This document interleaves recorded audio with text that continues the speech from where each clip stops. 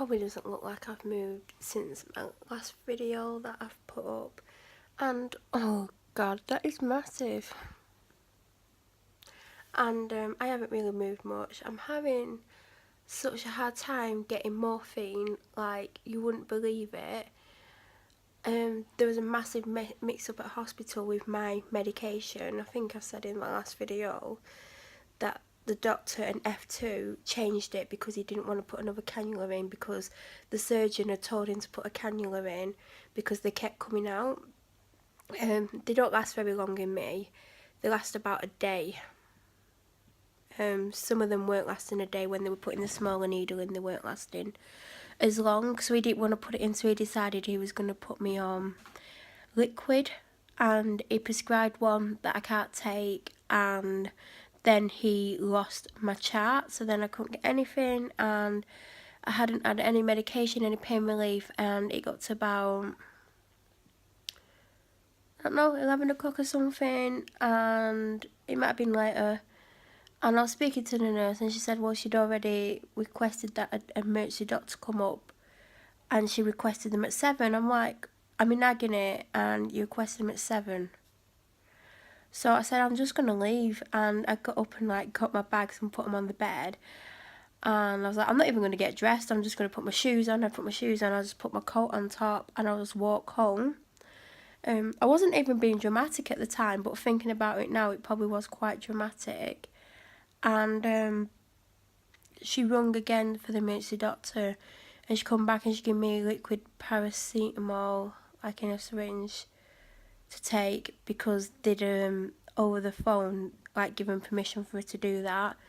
And then about 20 minutes, 30 minutes later, a doctor appeared who didn't seem to know much about medication or what I should and shouldn't be having. And I was telling him what I should and shouldn't be having, because I know what illness I've got. I know I've been prescribed certain things before. I know what I had whilst I was in this week. And she basically couldn't give me anything other than Oromorph. She couldn't restart my antibiotics, which I hadn't had since the morning because of all the mix-up and cannula situation. So she went off and made some phone calls and came back and said that I could have Oromorph every 2 hours. So I had a dose, and then I said to my nurse, can you wake me up if I do go to sleep, wake me up and give me my next one, like 2 hours after I had that one.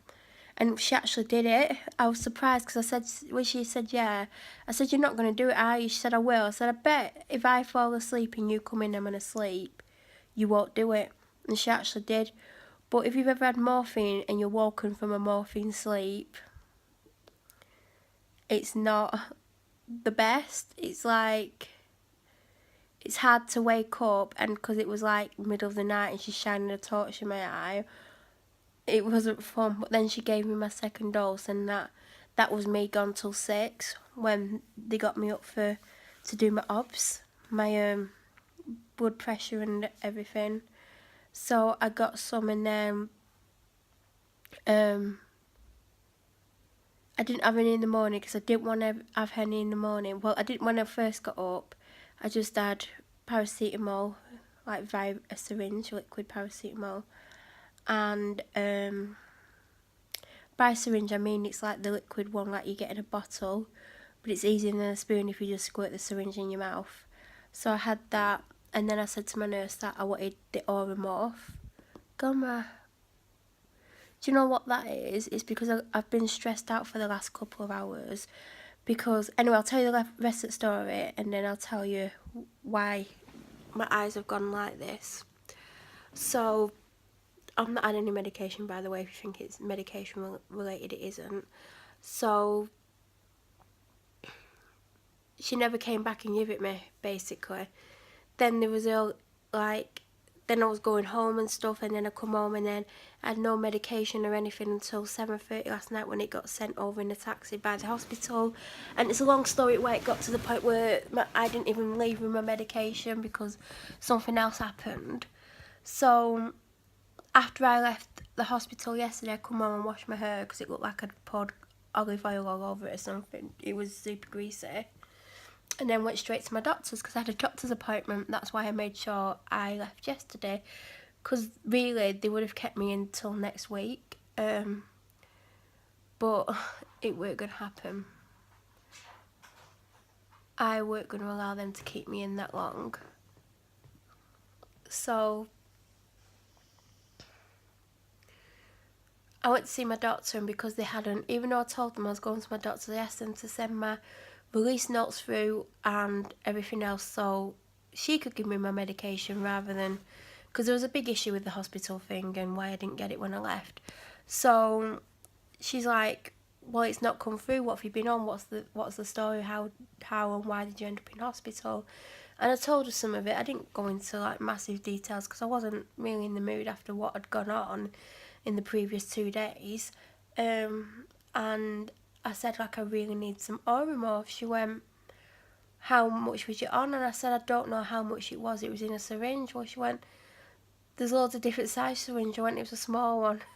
And I know there's probably loads of ones that are small, but she went, until I know the exact dose and how many times a day you're allowed it, I can't prescribe it you because I don't have your release notes. I don't know what they did to you in hospital or anything like that. I'm just going off what you're telling me. She said, but I'll happily give you Oromorph when I get those release notes.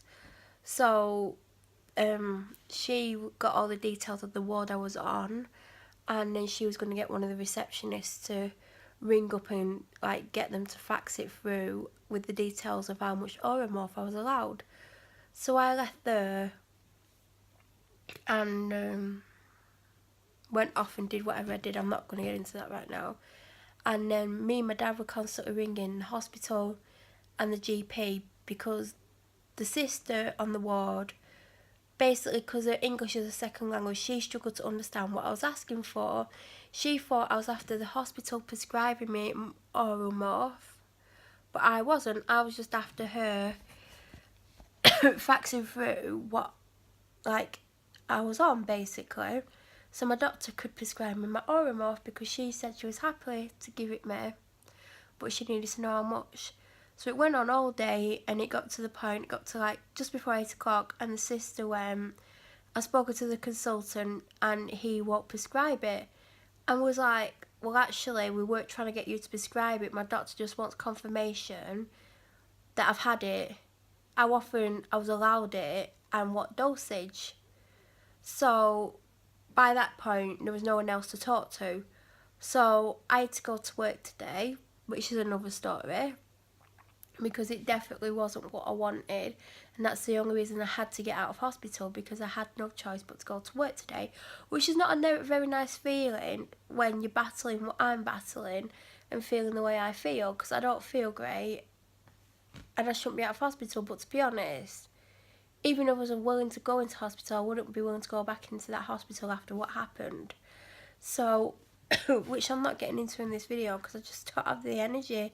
I've been like fighting for medication for 2 days. I'm not going to get into that story. So today my dad rang the ward and spoke to the ward manager, who I actually met yesterday because there was an incident, and she came to see me because a member of staff had basically lost my medicine chart and it caused a lot of problems.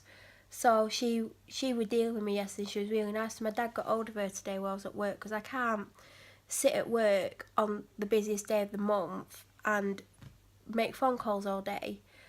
Even though I could have made a couple, I couldn't have made as many that have been made by myself, because it's not acceptable for me to go to work and get paid to make phone calls to sort my own medication out. So she got the gist of what I was asking for, realised that the sister had got it totally wrong, and said, well, I don't see what the problem is. All you want to know is the amount she was on, how often she was allowed it, which was 2 hours, but I know I won't be allowed it every 2 hours, especially at home, especially because it's not something I normally have. But anyway, so she faxed it through to the surgery, and the surgery went, yeah, it's fine, we should be able to prescribe it. So then they rung back and said it'll be 4 o'clock. And I'm like, well, that's fine, because I was still at work. I still would have been at work at that point, because I've had a super long day at work today, which was the last thing I wanted or needed. So they was like, ring then. Then we rung then and went, we can't do it till 6. And I'm like, is this an absolute joke?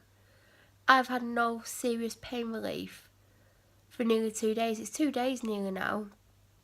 I've not had any still. It's still like, it's 9 o'clock at night on Friday, and the last time I had some was 2:30 on Thursday morning. So we're getting close to the 48-hour mark since I've had morphine. I've had paracetamol. I've had liquid paracetamol. Don't work. So then the doctor rung me, but I was driving, so she rung my dad because he's next of kin. So he told her what the issue was, and she's like, I'm not willing to give her morphine because I can't remember why he said no, because I just got really, really frustrated with it by that point, because I've had this for 2 days now, trying to get what I need. So she said Melanie could come to see me now if she wants. Well, I just got home, and I'd had a horrific journey home because of some idiot on the motorway who was trying to get me to crash into the back of him, which again is another story which I'm not in the mood to tell right now.